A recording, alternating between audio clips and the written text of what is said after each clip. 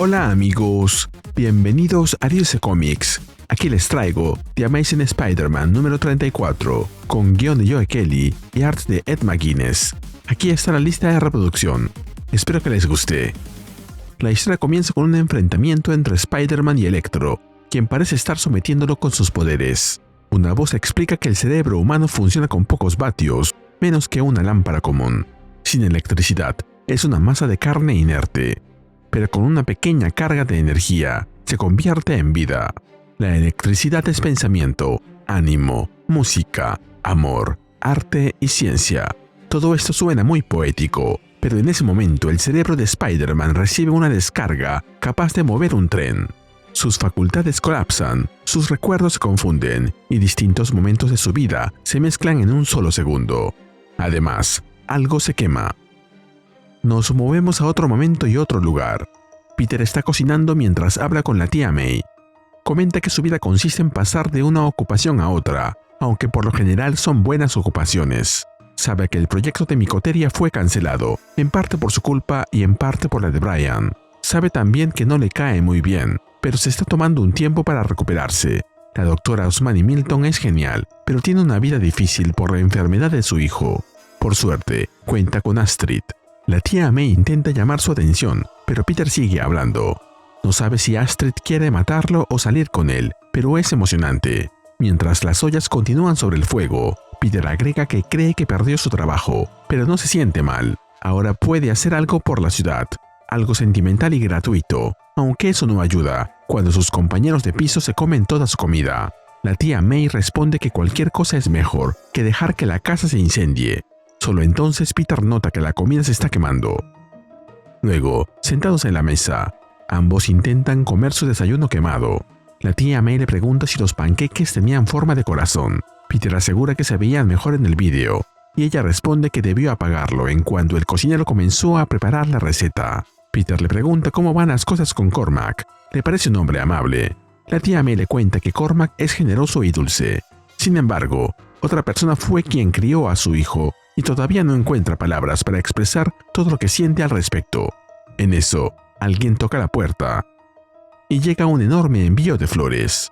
3 hombres entran en la casa y comentan que el regalo les recuerda a los que envía Tony Stark después de una buena cita. Hay que usar un machete para llegar a la cocina. La tía May les agradece, pero ellos dicen que los agradecidos son ellos por la propina que les dio Cormac. Peter observa la situación y tira a la basura sus panqueques, mientras le dice a su tía que él sí tiene las palabras que ella está buscando. Todo ha cambiado. Nos movemos de vuelta al enfrentamiento entre Spider-Man y Electro. La voz vuelve a explicar que no importa si ocurre antes o ahora. El corazón humano mantiene su ritmo gracias a una delicada armonía entre sus fibras y la electricidad. Demasiada electricidad puede hacer que un corazón explote, a menos que alguien con los conocimientos necesarios use un pequeño convertidor de frecuencia para generar una onda inversa. Es una forma de interferencia destructiva. Spider-Man activa un convertidor y consigue repeler el ataque de Electro, empujándolo hacia atrás. Comenta que ama la ciencia, pero necesita que su cerebro deje de divagar. Intenta hablar con Electro. Le dice que necesita que se detenga y que deje que le dé una paliza, pero Electro responde con otra descarga.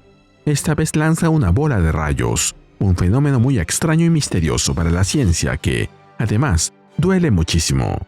Spider-Man pensaba que podría descansar un momento de sus ataques, pero no tiene tanta suerte.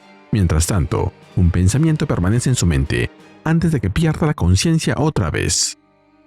Tal vez no estaba preparado para enfrentarse a Electro.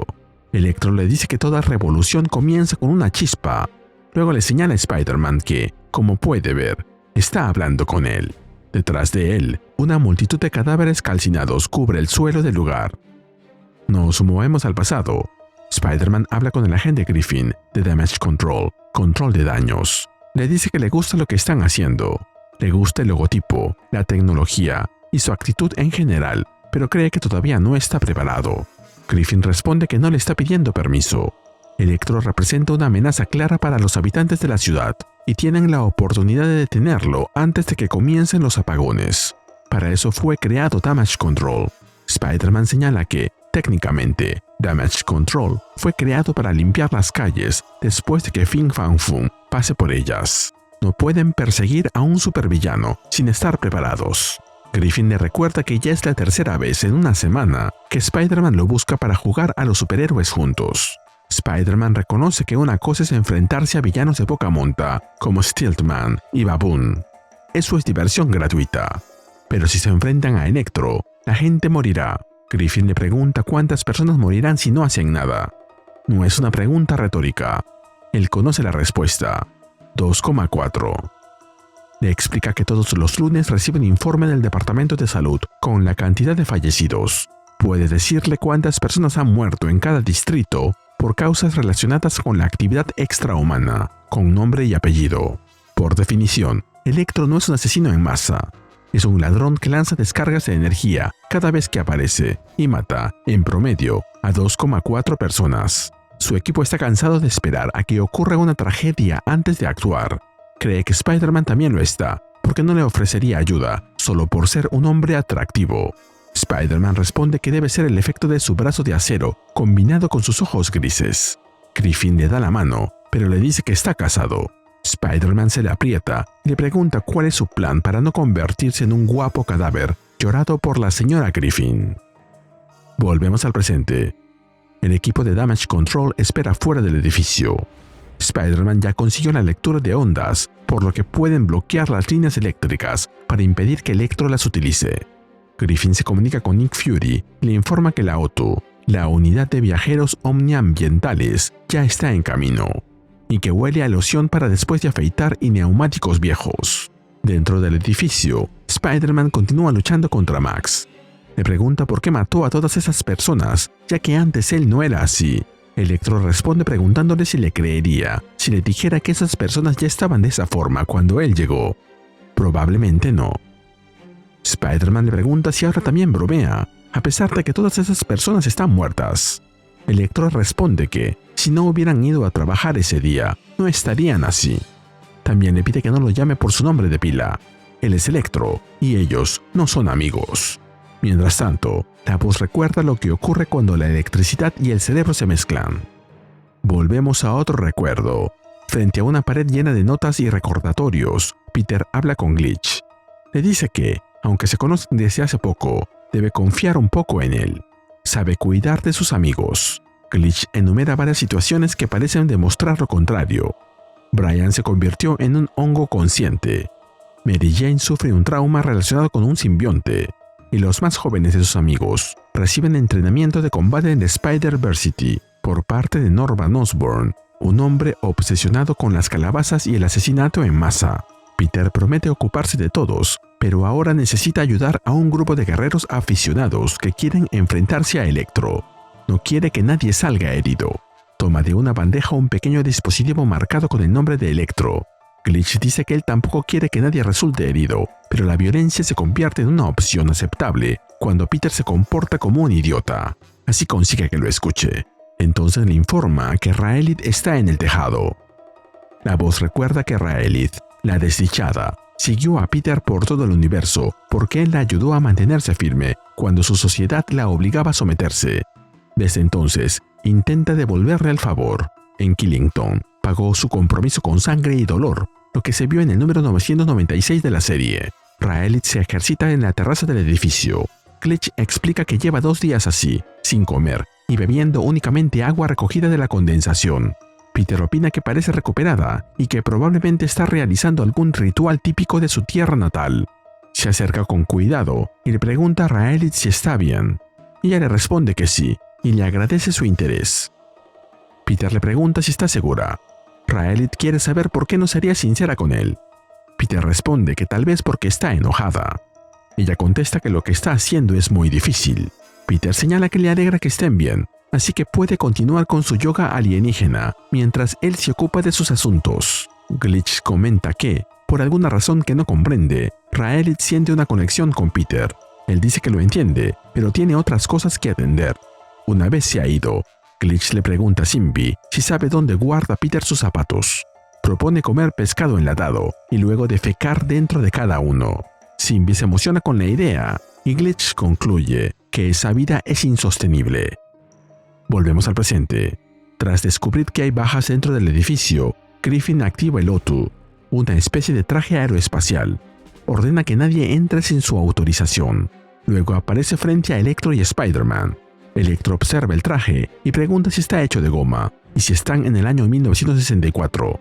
Spider-Man le pide que no lo ataque. Electro igual lo hace, y Spider-Man le dice que se lo había advertido.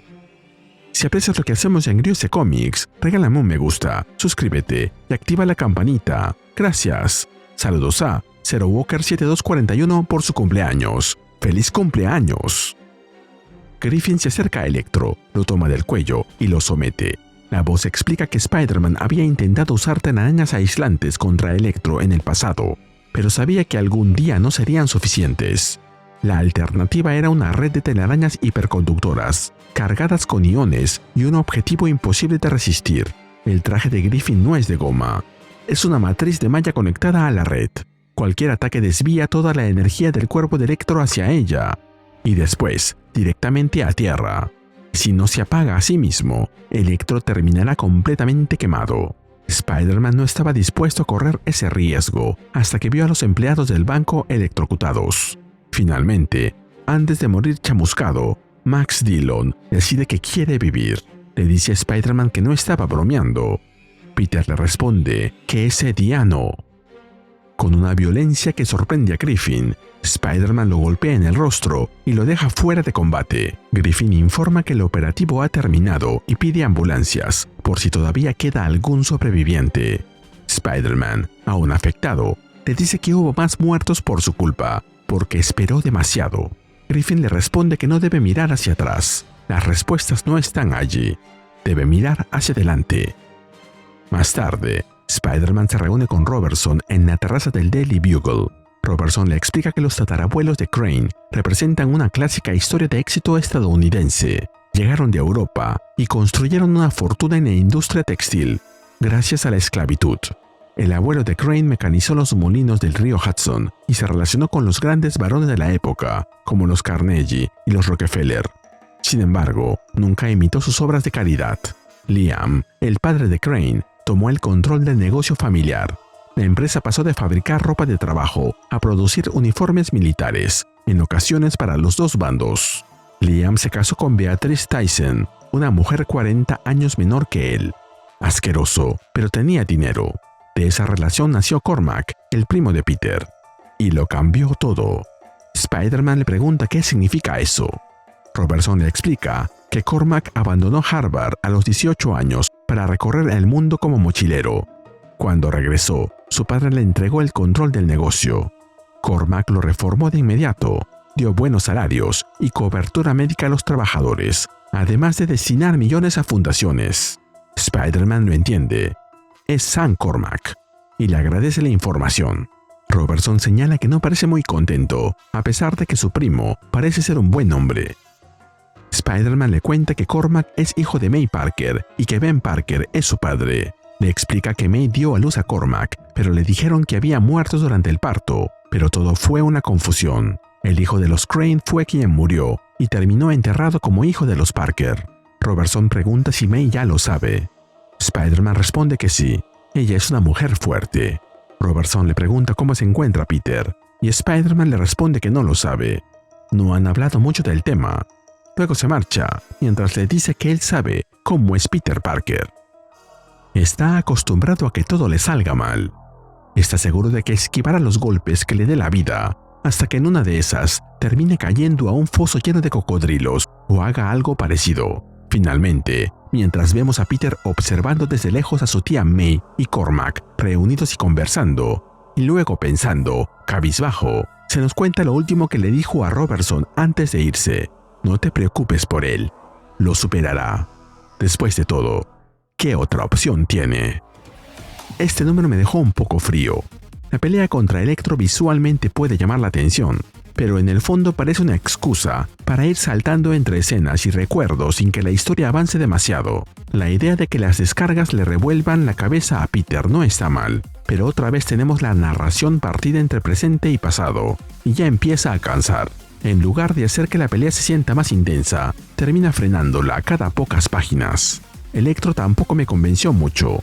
Aparece más cruel, deja un escenario lleno de cadáveres, pero el número no explica nada más. Seguramente será una pista para después, aunque aquí queda como otro misterio lanzado al aire. Peter acaba golpeándolo con una rabia enorme, y entiendo que se culpe por haber esperado demasiado, pero tampoco es algo nuevo verlo descargando sus problemas durante una pelea. Llevamos demasiado tiempo con un Peter agotado, frustrado y al borde de romperse. Lo de Damage Control tiene una idea buena. La cifra de 2,4 muertos cada vez que Electro aparece. Ese dato hace que la discusión sobre actuar o esperar tenga bastante más peso.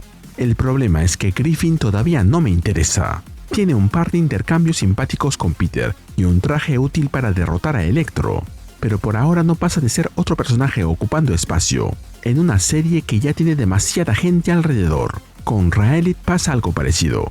Está claramente enfadada, y Peter prácticamente decide ignorarla. Glitch tiene razón al decir que Peter no está cuidando a sus amigos, pero toda esa parte queda colgada y parece metida solo para recordar que esos personajes siguen ahí. Y luego está Cormac, que sigue pareciéndome demasiado perfecto. Es generoso, amable, responsable, rico y todo lo demás. Y conecta con May sin ningún esfuerzo. Peter vuelve a quedar como el miserable de siempre, ahora también celoso y desplazado. A estas alturas, o Cormac esconde algo bastante grave, o todo esto solo sirve para hacer sufrir a Peter una vez más. ¿De verdad hay un giro interesante preparado? ¿O simplemente están estirando la historia hasta el número 1000? Y así terminamos con el video. ¿Qué te pareció? Dímelo en los comentarios y te espero en el siguiente video de Ryusei Comics. Nos vemos allí.